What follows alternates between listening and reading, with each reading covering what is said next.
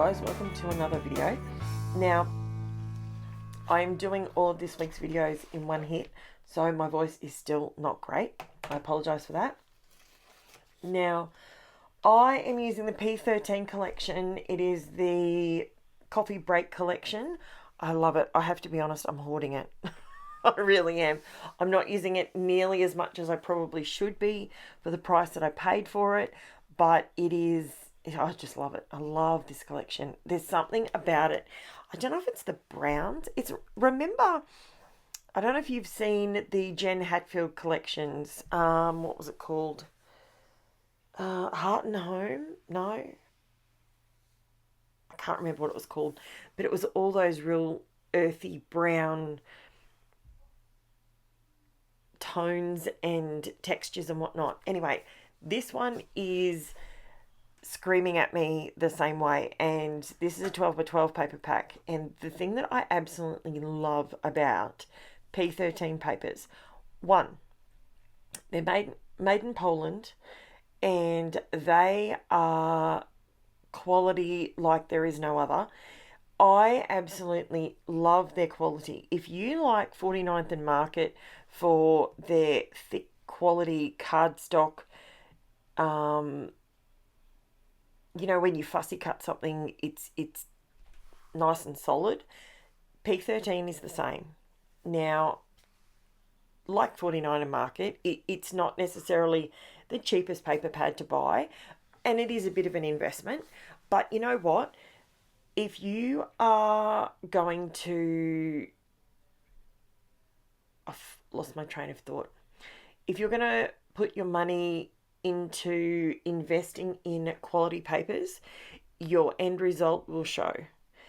I have been using some lately that are just paper versus cardstock, and I think that has got a place with us in our scrap rooms, because I think the weight on the binders in our albums, we need to be mindful of that as well.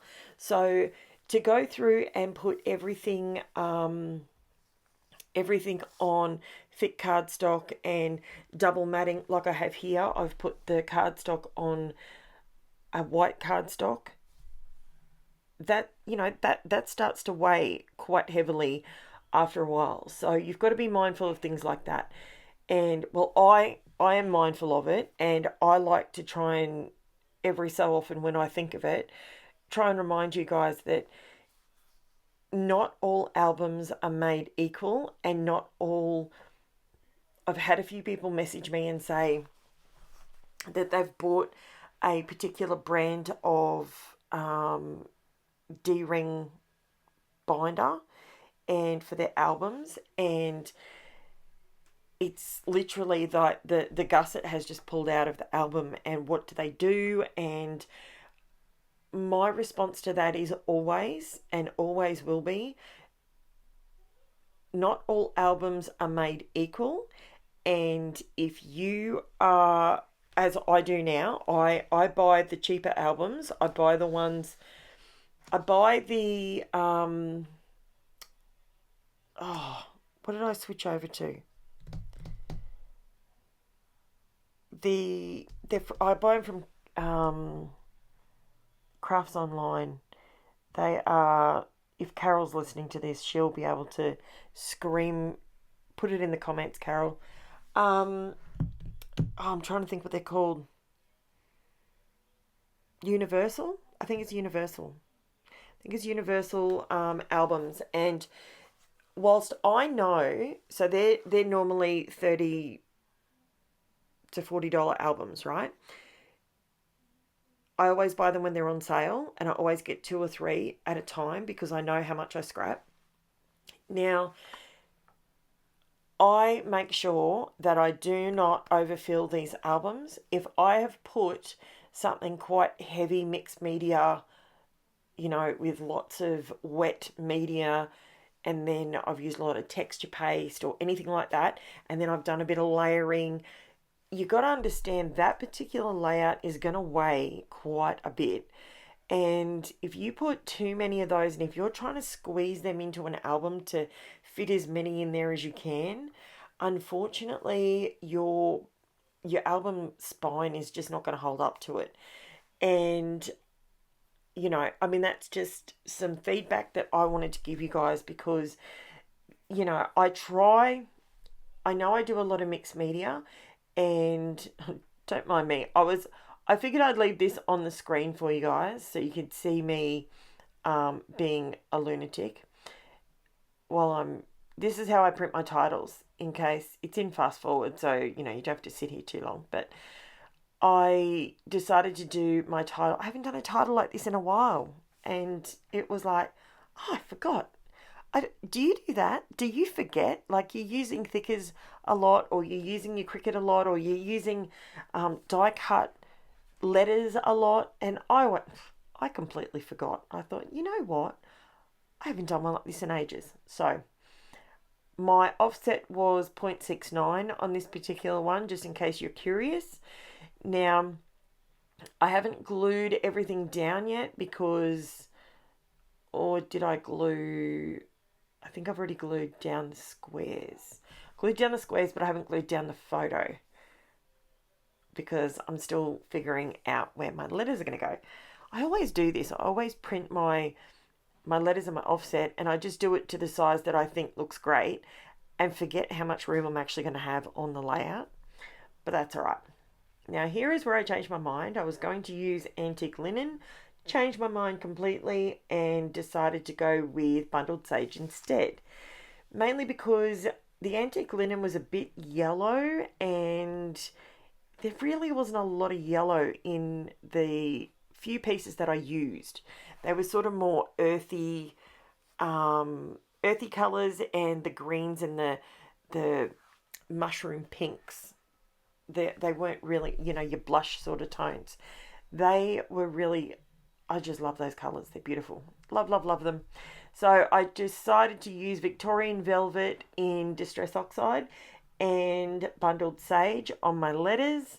And then I'm just going ahead and gluing them down onto the offset, and that I've already got sitting there, but I haven't glued it down yet. So you can see there is a little bit of a gap. I did consider doing the white offset. I was going to go over it with brown, and I was going to use gathered twigs, and I thought, you know what? Let's leave it light and airy. So I just left it. I went, no, just...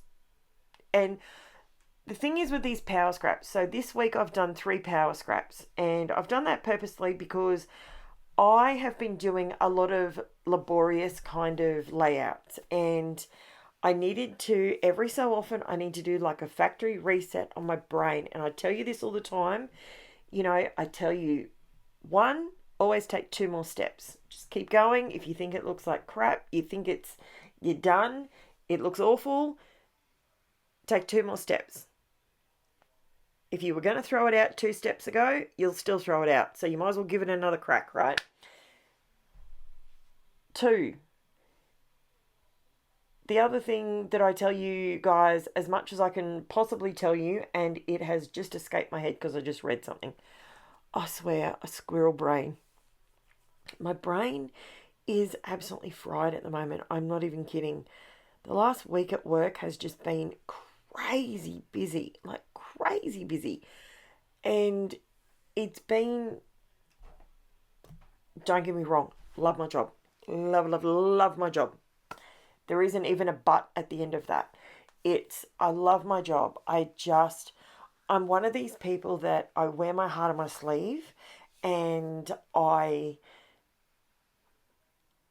love hard and I love deeply. And as much as these are clients, it is very, very difficult to be in a caring role for elderly people and not care emotionally. You know, you can't do it. And I think if you're going in there and you're a robot, you probably shouldn't be doing that job. But yeah, it's just been quite taxing this week. So, but that's okay. I'm cool with that. And then with gymnastics on top of it, and the kids in school, and Jen was sick, and it's just it's kind of been, it was a bit of a week. So we're going to start this week off fresh. I'm going to have my 3 videos loaded up, hopefully Sunday night, Monday morning, and we are just going to lift our chins up, pull our shoulders back, and smile and wave, and we are just going to get through the week again, and it's going to be a good week. So that's my theory. That's my theory. I loved once I did this around the edge. That was it. That's what. All I've got is just a foam dauber, and it's just got a bit of the gathered twigs distress oxide ink on it, and that just finished it off beautifully. So here you go, guys. Here's the close-up for you, and there's not a lot of dimension on this one, just a little bit of distressing, but other than that, and a little bit of fussy cutting here and there, and a nice title made with my Cricut. I absolutely love layouts like this, and as much as I do lots and lots of mixed media, I also just love playing with paper. Thank you so much for watching, guys. Don't forget, all the links are in the description below, and I will be back with another video on Friday. Thanks for watching, guys. Bye for now.